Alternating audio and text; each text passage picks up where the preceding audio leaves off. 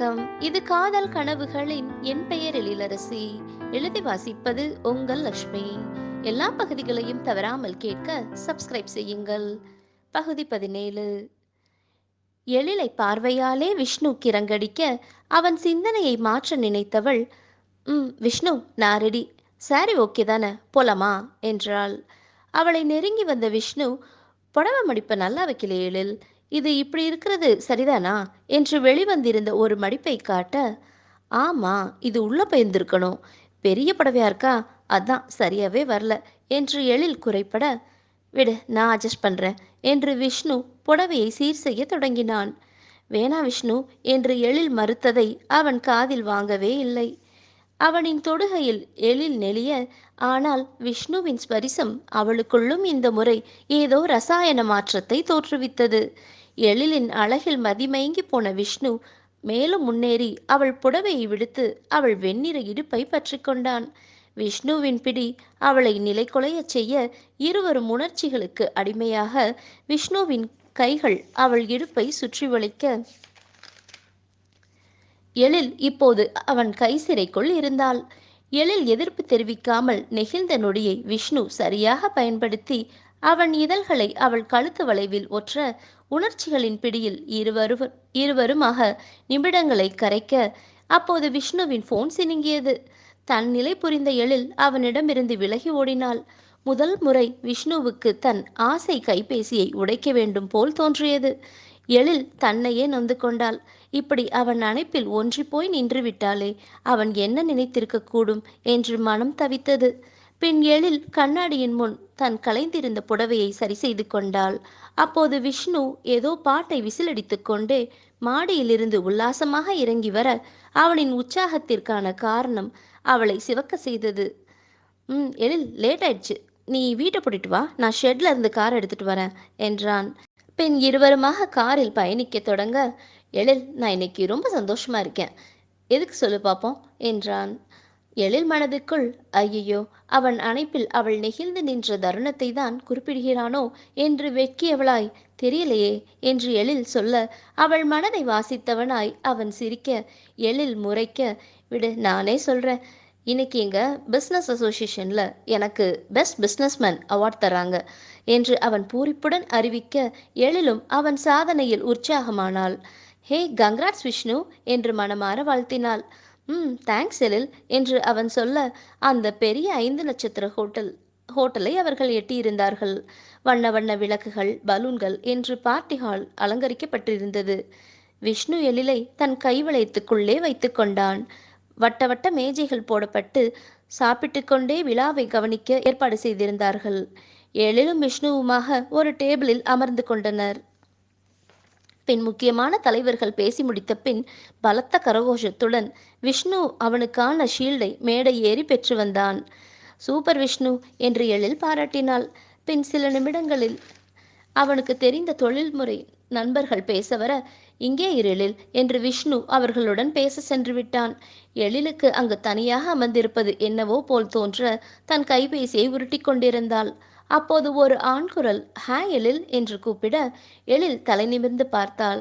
அவள் எதிரில் நின்றவன் முகத்தில் பளிச் புன்னகையுடன், என்ன எழில், எப்படி இருக்க, நீ எப்படி இங்க என்று கேட்க, எழிலுக்கு அந்த இளைஞனை எங்கோ பார்த்தது போல் தோன்ற யார் என்று நினைவுக்கு கொண்டு வர முடியவில்லை. அவள் சற்று திகைப்புடன் அவனை பார்க்க, எழில், என்ன அதுக்குள்ள மறந்துட்டியா, நான் மகேஷோட கசின் ஆனந்த் என்று நினைவுபடுத்த, oh, I am extremely sorry Anand, ரொம்ப நாளைக்கு அப்புறம் சந்திக்கிறோமா, அதான் உங்கள் ஃபேஸ் கொஞ்சம் மறந்துட்டேன் என்றாள் எழில். பரவாயில்ல விடு, ஆமாம் நீ எப்படி இங்க என்று அவன் வினவ, she is my wife mister Anand என்று எழிலின் கழுத்தில் கை போட்டு விஷ்ணு அவனுக்கு பதில் கொடுத்தான். விஷ்ணு எப்போது வந்தான் என்று எழில் ஆச்சரியத்துடன் அவன் முகத்தை பார்க்க, விஷ்ணு முகத்தில் சற்று முன் இருந்த மென்மை மறைந்து கடுமை பரவி இருந்தது போல் எழிலுக்கு தோன்றியது. Okay, see you mister Anand, வா எழில், சாப்பாடு எடுத்துட்டு வரலாம் என்று அவன் எழிலின் கைகளை பற்றி அழைத்துச் செல்ல, எழிலுக்கு விஷ்ணு அவனை வேண்டுமென்றே அவமானப்படுத்தி அவன் அவனிடம் அவளிடம் உரிமையை காட்டுவது போல் தோன்றியது. பின் உணவை எடுத்துக்கொண்டு இருவரும் டேபிளில் உண்டு முடிக்க, ஐஸ்கிரீமை எடுப்பதற்காக எழில் செல்ல, விஷ்ணுவை அவனின் நட்பு வட்டாரம் பிடித்து கொண்டது. எழில் ஐஸ்கிரீமை வாங்கிய கையோடு அவள் டேபிளுக்கு நடக்கப் போக ஆனந்த் அவள் எதிரில் வந்தான். ஆனந்த் மகேஷின் பெரியப்பா மகன். அவர்கள் கல்லூரியில் தான் அவர்கள் ஆனந்தும் அவர்கள் கல்லூரியில் தான் படித்து முடித்தான். ஆனால் இவர்களை விட 2 ஆண்டு சீனியர் செட். அதனால் எழிலுக்கு அவனுடன் அதிக பழக்கம் இல்லை. மகேஷுடன் 2 அல்லது 3 முறை பார்த்திருப்பாள். என்ன எழில், மிஸ்டர் விஷ்ணு தான் உன் கணவர்னு நீ சொல்லவே இல்லை என்று ஆனந்த் ஆச்சரியமாக கேட்டான். எழிலுக்கு திருமணமே 24 மணி நேரத்திற்குள் முடிவாகி நடந்த அவசர திருமணம். இதில் அவள் யாரிடம் சொல்லியிருக்கக்கூடும் என்று மனதில் தோன்றியதை அவனிடம் சொல்லாமல், அது வீட்டில் சடனாக ஃபிக்ஸ் பண்ணிட்டாங்க ஆனந்த், அதான் யார்கிட்டையுமே ரொம்ப சொல்லலை என்றாள் எழில்.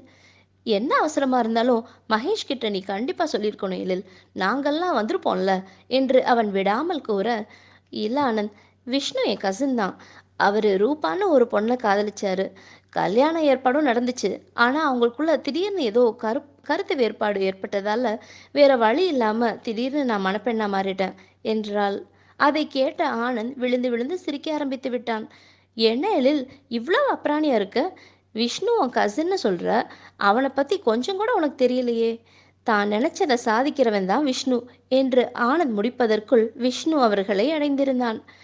என்ன ஆனந்த், இன்னைக்கு ரவுண்ட் எல்லாம் கூடிருச்சு போல, பத்திரமா வீட்டுக்கு போ, புலம்புனது போதும் என்று விஷ்ணு கூறினான்.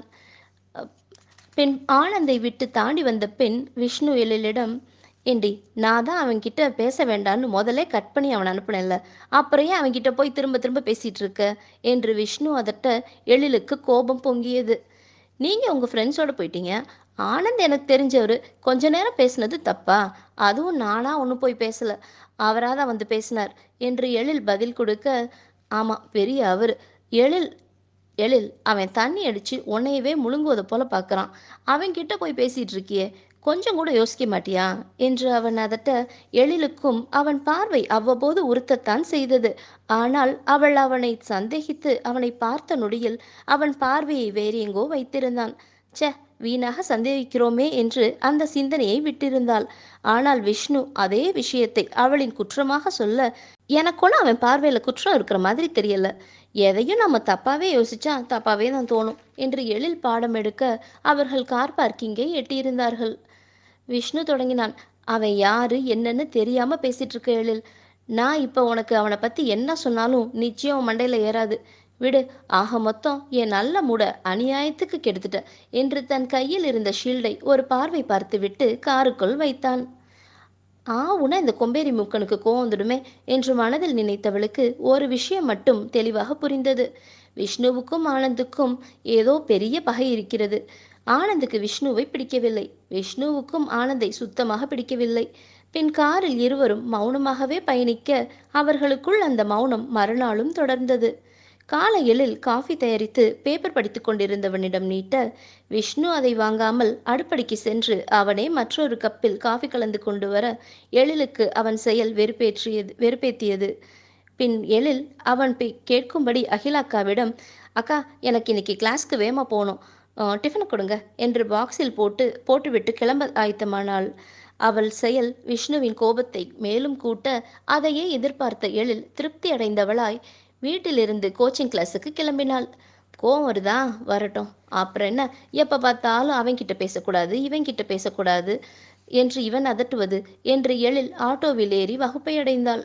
பின் பாடத்தில் வைத்தவள் அவர்களின் சண்டையை மறந்தும் போனாள். ஆனால் அவ்வப்போது ரொம்பத்தான் விஷ்ணுவை கடுப்பேத்திட்டோமோ என்று மனசாட்சி உறுத்த, சரி சாயங்காலமா ஒரு சாரி கேட்டுறணும் என்று எண்ணிக்கொண்டாள். எழில் வகுப்பு முடிந்து ஆட்டோ எடுக்க ஸ்டாண்டுக்கு வர அங்கு ஆனந்த் பதட்டத்துடன் அவனின் காரில் இருந்து இறங்கி வந்தான். எழில், என்ன இங்கே நின்றுட்டு இருக்க? விஷ்ணுவை இப்பதான் ஹாஸ்பிட்டலில் சேர்த்துட்டு வரேன் என்றான். விஷ்ணுவா ஹாஸ்பிட்டலையா? ஏன், விஷ்ணுவுக்கு என்ன என்று எழில் பதட்டத்துடன் ஆனந்திடம் கேட்டாள். விஷ்ணுவுக்கு ஆக்சிடென்ட் ஆயிடுச்சு எழில், இப்பதான் ராதா ஹாஸ்பிட்டலில் சேர்த்துட்டு வந்தேன், நிறைய பிளட் லாஸ் ஆயிடுச்சு என்று சொல்ல, அப்போதுதான் அவன் உடையிலும் இரத்தக்கரையை எழில் கவனித்தாள். ஆக்சிடென்ட்டா, விஷ்ணுக்கா என்று அந்த செய்தியை கேட்ட நொடியில் எழிலின் கண்களில் தானாக கண்ணீர் ஊற்றெடுக்க, ஆனந்த், தயவுசெய்து என்னை என் விஷ்ணு கிட்ட கூட்டிட்டு போ. அவனுக்கு ஒன்றும் ஆபத்து இல்லையே. ஐயோ விஷ்ணு என்று எழில் வெடித்து அழுக, எழில் முதல்ல கார்ல ஏறு என்று ஆனந்த் அதட்ட, எழிலும் மறுபேச்சு இல்லாமல் காரில் ஏறி அமர்ந்தாள். எழிலுக்கு உயிரே நின்றுவிடும் போல் தோன்றியது. விஷ்ணுவின் நேரம் என்ன வேதனை அனுபவிக்கிறானோ என்று அவள் மனம் பதறியது. அப்படியே 10 நிமிடம் செல்ல அப்போது எழிலின் போன் சினுங்கியது. முதலில் எடுக்க வேண்டுமா என்று யோசித்தவள், பின் ஒருவேளை விஷ்ணுவை பற்றிய தகவலாக இருக்குமோ என்று போனை எடுக்க, எழில் எங்க இருக்க என்று விஷ்ணுவின் குரல் கேட்டது. விஷ்ணு, விஷ்ணு உனக்கு ஒன்றும் இல்லையே என்று எழில் முடிக்கும் முன் ஆனந்த் அவள் கன்னத்தில் அறைந்து அவள் போனை பிடுங்கியிருந்தான். போனை கொடு விஷ்ணு என்று எழில் கத்த, ம் என்ற ஆனந்த் அலட்சியமாக ஓடிக்கொண்டிருந்த காரின் ஜன்னலை இறக்கி அதை வெளியில் எறிந்தான். எழிலுக்கு ஒரு நிமிடம் விஷ்ணுவுக்கு ஆபத்தொன்றும் இல்லை என்று நிம்மதி பிறந்தது. மறுநிமிடமே ஆனந்தின் சூழ்ச்சி புரிந்து அச்சம் தொற்றிக்கொண்டது. நன்றி நேர்களே. இனி அடுத்த பகுதி நாளை தொடரும். உங்கள் கருத்துக்களை மறவாமல் பதிவிடுங்கள். அதனுடன் பகிரவும் செய்யுங்கள். நன்றி.